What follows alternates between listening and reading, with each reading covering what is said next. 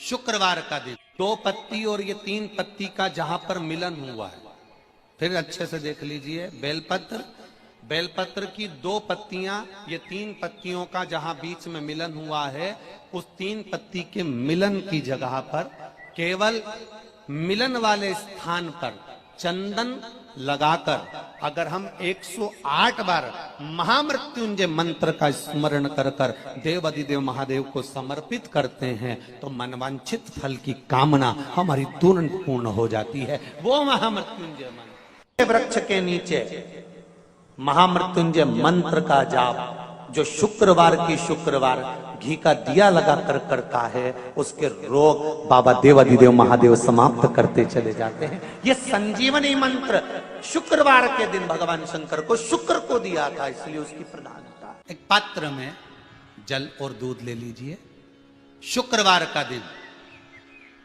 तो कहोगे गुरुजी ये कथा कहां से निकाल के लाए हो? तो विष्णु पुराण में से आप उसको स्मरण कर सकते हो। काय में से? विष्णु पुराण में से।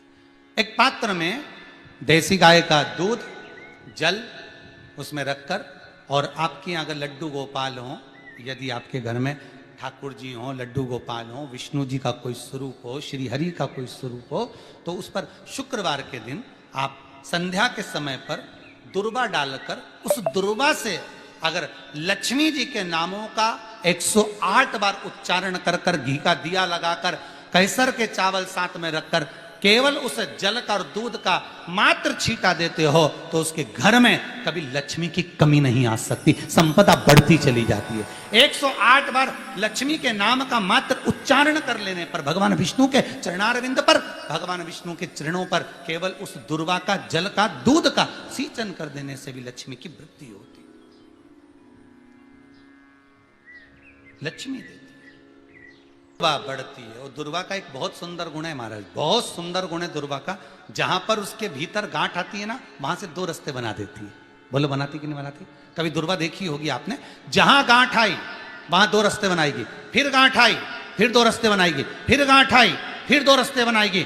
दुर्वा का क्रम ऐसा है कि हम भगवान को दुर्वा क्यों देते हैं, उसका कारण यह है कि मान लो हे परमात्मा, हे शंभु, हे गणेश, हे प्रभु नारायण, अगर मान लो मेरा एक रास्ता चलते चलते गांठ पड़ जाए, एक रास्ता मेरा बंद हो जाए, तो वहां से मेरे दूसरे रास्ते खोल देना। इसलिए दुर्वा भगवान को समर्पित करी जाती है। दुर्वा को समर्पित करने का क्रम ही यही है कि मेरे मार्ग खुल जाए, मेरी राह खुल जाए, मेरा मार्ग चारों तरफ खुलता चले। दुर्वा नीचे की ओर चलते चलते मार्ग खोलती चली जाती है।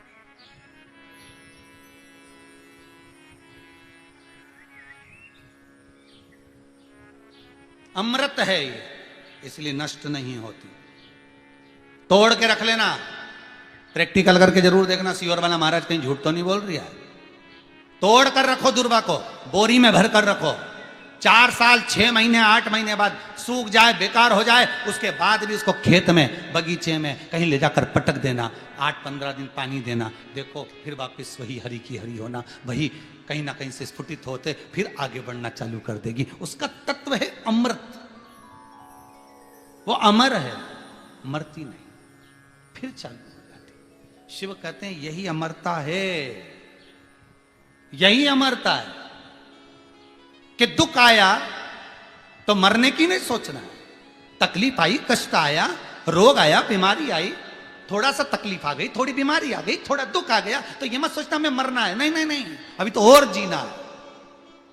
तो किस लिए जीना है? कोई कहेगा इसको कहीं आसक्तियां होंगी, घर की, परिवार की, कुटुंब की, कबीले की, इसलिए करा। अब जितनी जिंदगी दी उस मालिक ने, अब मैं उसका भजन करूं। दुर्वा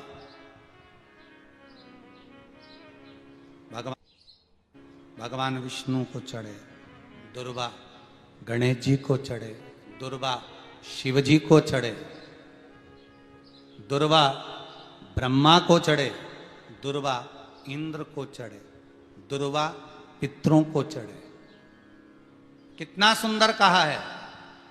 जिसके घर में पितृदोष प्रबल होता है, बहुत प्रबल पितृदोष है, तो उसके घर के जहां पानी का मटका रखा था, पितृदोष मालूम है ना? पितृदोष का लक्षण क्या होता है? 1 रुपए कमाओ, 1.25 रुपए खर्च हो, समझ लेना पितृदोष है। रात्रि को सो गए तुम, बड़े चक नींद आ गई तुमको, बहुत प्रेम से सो गए, सोने के 1.5 घंटे या 2 घंटे बाद तुम्हारी नींद खुल जाए और कम से कम आधे घंटे तक तुमको भूख लग रही हो, समझ लेना पितृदोष है। सोकर उठने के बाद में जैसे ही 1-2 घंटे की नींद हो गई और अचानक नींद खुल गई और तुम्हें भूख लग रही है, भूख लग रही है, प्यास लग रही है बहुत तेज, अभी सोए हो 1.5 घंटा ही हुआ, 2 घंटा ही हुआ, भूख लगने लगी, बहुत तेज भूख लग रही है, समझ लेना पितृदोष है। पितृ भूखे हैं, भोजन की याचना कर रहे हैं, खुले 2 घंटे के बाद भूख लगे, उसका भी एक समय बताया है महाराज ब्रह्मवर्ता पुराण के अंतर्गत कि रात्रि को सोने के बाद में 1 घंटे की नींद हो जाए और उसके बाद में 2 घंटे के अंदर वापिस नींद खुल जाए और भूख लगने लगे तो समझ लो पितृ भूखे हैं, भोजन मांग रहे हैं, अन्न मांग रहे हैं, पितृदोष है। बेडशीट के चक्कर में, एक सामान के चक्कर में विवाद हो रहा है तो समझ लो पितृदोष है। 1 रुपया कमाया 1.25 खर्च हो रहा है, पितृदोष है। घर में एक बीमार, दूसरा फिर बीमार हो गया, तीसरा फिर बीमार हो गया, एक ठीक हुआ, एक बीमार हुआ, पितृदोष है। पितृदोष का भाव तो उसके लिए करना क्या है? शिव महापुराण की कथा कहती है सुंदर, गणेश जी का चरित्र वर्णन करता है स्कंद पुराण कहती है, विष्णु पुराण कहती है कि दुर्वा 21 दुर्वा की गांठ बनाकर, 7 गांठ 21 दुर्वा की बनाकर जो अपने पितरों का मटका, मटका मतलब परिंडा, हंडा जो भी पानी का भरते हो, उसके नजदीक में मात्र एक कटोरी में चावल रखकर उसमें अगर दुर्वा रख देता है तो मात्र 5 या 7 दिन में पितृदोष समाप्त होना प्रारंभ हो जाता है। उसके घर में लक्ष्मी की वृद्धि होने लगती है, सुख शांति अपने आप आने लगती है, उसका क्लेश समाप्त हो जाता है। दुर्वा में वो गुण है जो पितृ भी उसका भाग अमृत तत्व प्राप्त करना चाहता है। एक कथा आती है बड़ी सुंदर। एक बार मां जगत जननी जगदम्बा अम्बा मां पार्वती जी कैलाश पर बैठी थी, भोगरदानी नहीं थे उस समय पर, भगवान शिव भोगरदानी उस समय पर वहां नहीं थे, मां जगत जननी बैठी हुई थी। एक बूढ़ा ब्राह्मण साधारण सी जिंदगी जीने वाला, बिल्कुल सहजता का जीवन जीने वाला, अपने काम में चलते चलते चलते चलते जा रहा। रोज उसका नियम था भगवान की भक्ति करना, स्मरण करना, जप करना, पाठ करना। शाम का समय था, देख नहीं पाया, ध्यान गया नहीं और मालूम पड़े कि उसके चरण एक खड्डे में गिर गए और खड्डे में पड़ने से उसका पांव टूट गया, शरीर में चोट लग गई। उसके घर के लोगों ने उसको घर में ले जाकर सुला दिया। बहुत दिन तक वो घर में ही पड़ा रहा। घर में जगत जननी जगदम्बा अम्बा मां पार्वती जी ने देखा कब से पड़ा हुआ है, ये कितने दिन से पड़ा हुआ है, शिव जी को इसका ध्यान नहीं है क्या? कई लोग कहते हैं कि भगवान सुनता नहीं है क्या? कई लोग कहते हैं भगवान क्या देखता नहीं है क्या? हम इतना भजन करते हैं और हमारे एक रिश्तेदार हैं वो हमको तकलीफ देते रहते हैं और इतना फूल रहा फल रहा, हमारे पड़ोसी इतने फल रहे फूल रहे जो भगवान के मंदिर तक नहीं जाते और लोगों को परेशान करके रखा है, उसके बाद भी उसके यहाँ भगवान इतना दिए जा रहा है। क्या भगवान नहीं है क्या? क्या भगवान की आंखें नहीं है क्या? लोग कहते हैं। हम इतना तपस्या करें, भजन करें, कीर्तन करें और दुख भी हमें ही आ रहा है, और वो इतना कष्ट देने के बाद दुनिया के लोगों को चूसे जा रहा है, धन लिए जा रहा है, लिए जा रहा है, लिए जा रहा है, लोगों को कष्ट दिए जा रहा है और उसके बाद भी फल फूल रहा है। क्या भगवान नहीं है क्या? है तो फिर जो इतना दुनिया को कष्ट दे रहा है वो इतना फल फूल क्यों रहा है? उसका कारण आज का नहीं है, पूर्व का है। कोई पिछले जन्म का उसने अच्छा कर्म करा होगा तो आज उसको भगवान ने इतना गाड़ी बंगला सत्ता वैभव जायदाद सब पूर्व का करा होगा, आज भोग रहा। और आज आने के बाद अगर वो बेकार कर्म कर रहा है तो एक जन्म नहीं, ना जाने कितने जन्म भोगेगा। और तू आज अच्छा कर रहा है, दुख मत मना। तूने पूर्व में कोई गलत कर्म करा होगा तो आज तेरे पास में ना थोड़ा धन कम है, वैभव कम है, सत्ता कम है, पर तेरे पास भजन तो ज्यादा है ना। भजन तू कर रहा है, शिव की आराधना कर रहा है, साधना कर रहा है, कर ले, अगला जन्म सवर जाएगा तेरा। फिर तुझे कोई जन्म नहीं लेना पड़ेगा, कोई जन्म, फिर तुझे कोई जन्म नहीं लेना। पार्वती जी की आंखों में जल भर गया कि कितना साधारण ब्राह्मण है और इतना इतना तप करने वाला, इतना साधना करने वाला, पूजन करने वाला, पांव टूट गया, शरीर टूट गया और पड़ा हुआ है। शिव जी का ध्यान नहीं है क्या? थोड़ी देर बाद भगवान शंकर आ गए, पार्वती जी उनसे रूठ कर बैठ गए। क्यों? क्योंकि भक्तों की दशा नहीं देखी गई, भक्तों की दशा नहीं देखी गई, माता से रूठ कर बैठ गए। शिव जी ने पार्वती जी से कहा, क्या बात है जगत जननी, तुम आज रूठी हुई सी दिखती हो। प्रभु आप इतने बड़े दयालु है, भगवान ने आपको 3-3 नेत्र दिए हैं, उसके बाद एक ब्राह्मण भक्त की दशा नहीं देखी जा रही तुमसे? जो रोज मंदिर जाता था, रोज भजन करता था, उसके पांव में चोट लग गई, कमर टूट गई, पांव टूट गया, वो पड़ा हुआ है पलंग पर, उसकी दशा नहीं देखी जा रही तुमसे? उसके पांव सही नहीं कर सकते, उसकी कमर सही नहीं कर सकते? शिव जी ने कहा, पार्वती कमर और पांव तो मैं एक बेलपत्र दूं उसको और खाएगा और वो ठीक हो जाएगा, पर मैं चाहता हूं कि थोड़ा समय वो पलंग पर पड़ा रहे,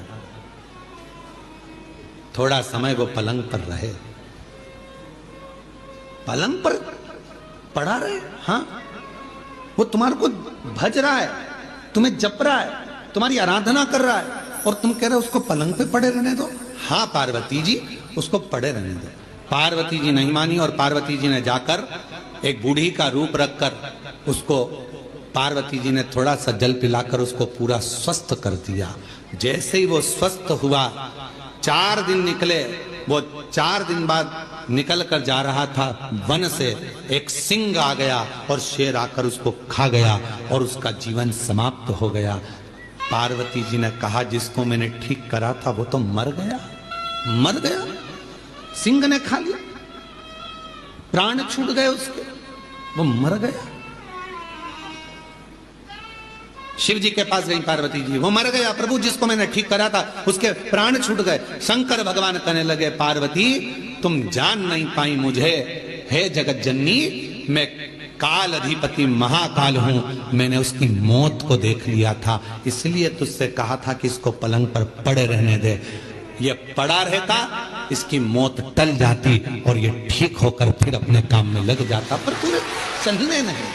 आप में से कई लोग हैं ऐसे जो भगवान को दोष देते हैं, कई लोग कथा श्रवण करने वाले भी ऐसे हैं जो परमात्मा को दोष देते हैं। हम इतना पूजन पाठ करते हैं तो दुखी हैं, हम जल चढ़ा रहे हैं तो दुखी हैं, हम मंदिर जा रहे हैं तो दुखी हैं, वो व्यक्ति इतना फल फूल रहा है, वो ऐसा कर रहा है, हम दुखी हैं। हम ना परमात्मा को धन्यवाद देना कि मैं तेरी निगाह में हूं, धन्यवाद दो।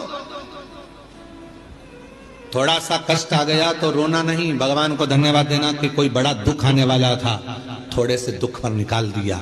हाथ में लग गई, पांव में लग गई, घर में पड़े होना, तो परमात्मा चाहता है कि तेरे साथ कोई घटना घटने वाली थी, तो निपटने वाला था, इसलिए हाथ पैर तोड़कर तुझे घर के अंदर पटक दिया कि तेरी जिंदगी बच जाए, तुझे कहीं जाना ना पड़े। मेरी जीजी हो, कभी कभी जब आपको ऐसा लगने लगे कि बहुत अकेली हूं, सबने साथ छोड़ दिया, कोई मेरा साथ नहीं देता, परिवार नाते रिश्ते कुटुंब कबीले सब मुझे छोड़ दिए, तब शंकर के मंदिर में जब आप बैठे हो या जल चढ़ा रहे हो, तो वहां की जो रज है, वहां की जो मिट्टी है, वहां का जो कण है, वहां की जो रज है, मिट्टी है, उसको भी अगर अपने मस्तक पर चढ़ाओगे तो निश्चित है उस रज में ना जाने कौन सा शिव भक्त अपने मस्तक पर त्रिपुंड लगाकर आया होगा, शरीर पर भस्म लगाकर आया होगा, वो भस्म की कण जमीन पर गिरी होगी, वो कण जब हमारे शरीर पर लगेगी तो निश्चित है कि तुम्हारा दुख कटेगा जरूर, वो दुख समाप्त जरूर, दुख समाप्त।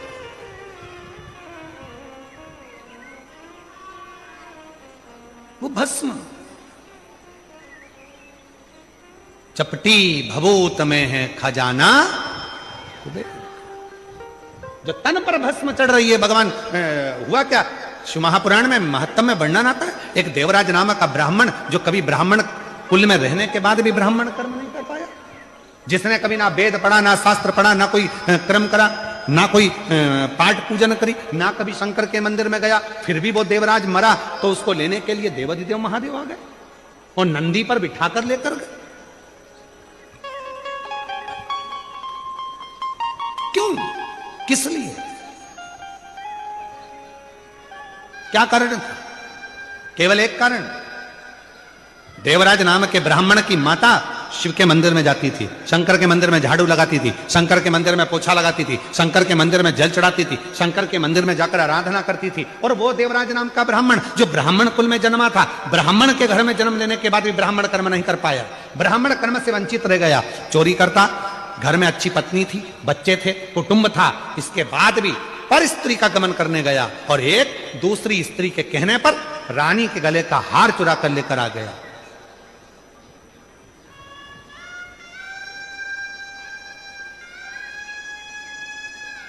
और वो हार जो रानी के गले का चुरा कर लाया, दूध पीछे पड़े, शरीर में ताप पड़ने लगा, बुखार आने लगा, कहां जाऊं? शंकर का एक टूटा सा मंदिर था, शिवालय था, उसमें जाकर छुप कर बैठ गया। दूत ढूंढते रहे, वो शिवालय में बैठा हुआ है और कांप रहा है, और उसी शिवालय में शिव महापुराण की कथा चल रही थी। कथा उसके कानों में पड़ी, जैसे ही महादेव का नाम लिया गया, हर हर महादेव कहा गया, बोलते से देवराज के सिर में दर्द हो रहा था, बाहर निकल गया, बेलपत्र के वृक्ष की छांव में, बेलपत्र के वृक्ष की छांव में उसने अपने प्राणों को त्याग दिए।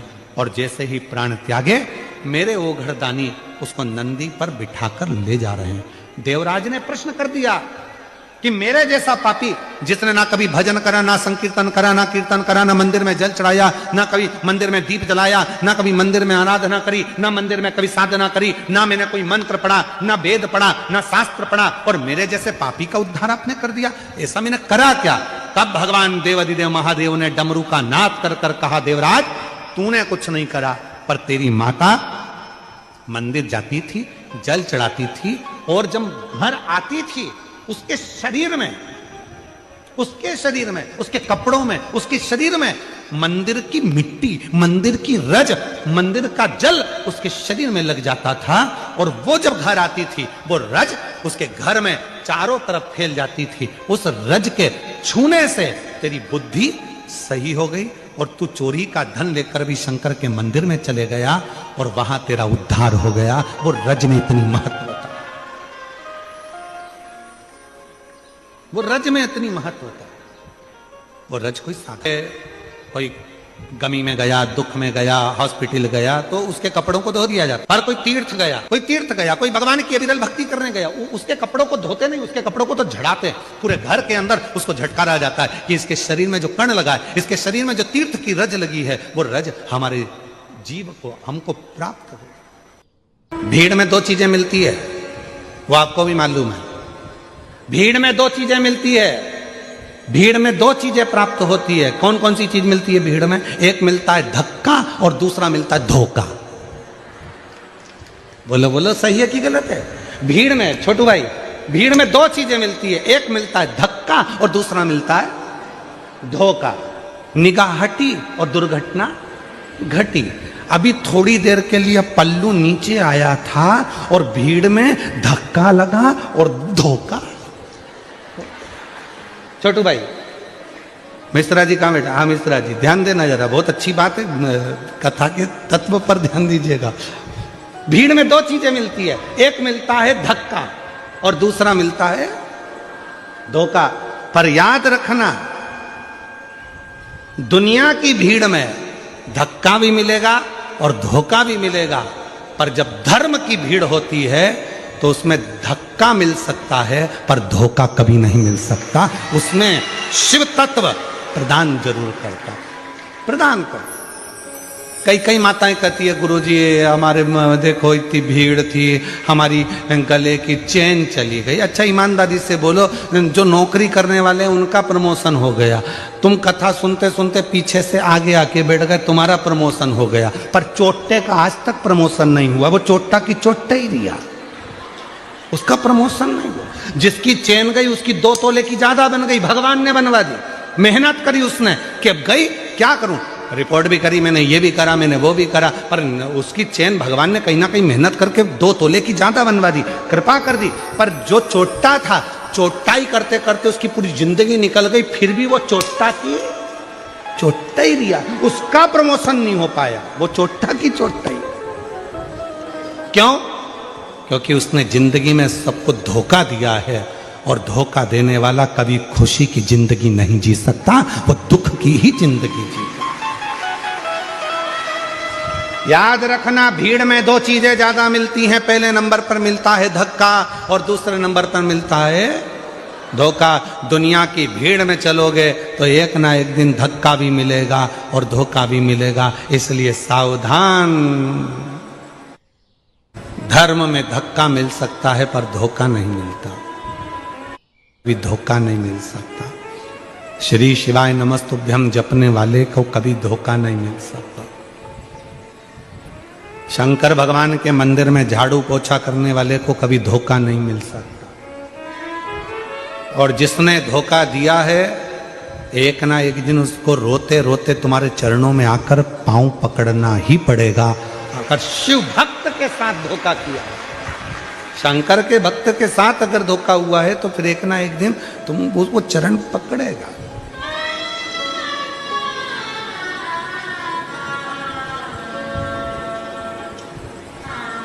जिंदगी जीते हैं। अब हमने देखा है यहाँ गरबा करने वाली मेरी बहनों को, मेरी बेटियों को, मेरे बेटाओं को, मेरी जीजियों को, मेरे जीजाओं को भी हमने देखा। वो गरबा पास वाला कैसा कर रहा है उनको मतलब नहीं, वो तो अपना, वो अपनी मस्ती में जीते हैं। और दुनिया में बहुत लोचे होते हैं और सूरत वाले तो लोचा ही खा जाते हैं। यहाँ एक खाने का आइटम भी है, क्या बोलते हैं, लोचा है। और दुनिया में लोचा शब्द दूसरा है, लड़ाई झगड़ा करना। अच्छे लोचे में फंसाया। अब तो सोचो जरा, गुजरात वाले कितने भारी होंगे। यहाँ लोचे को निपटा जाते हैं। आजा, यहाँ कोई लोचा वोचा यहाँ फालतू का चलता नहीं है, तो अपन निपटू के बैठ जाओ।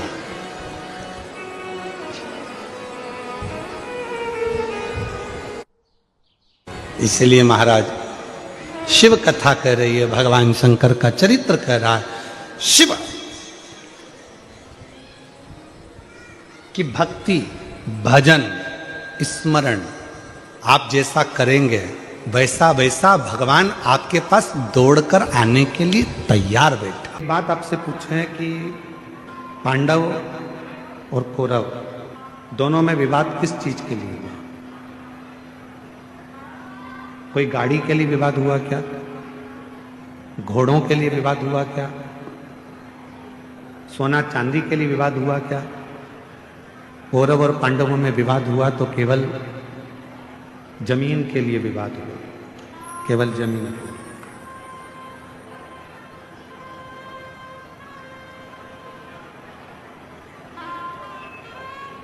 दोनों में बहुत विवाद छिड़ गया और केवल जमीन के लिए विवाद हुआ। अब हम आपसे पूछें,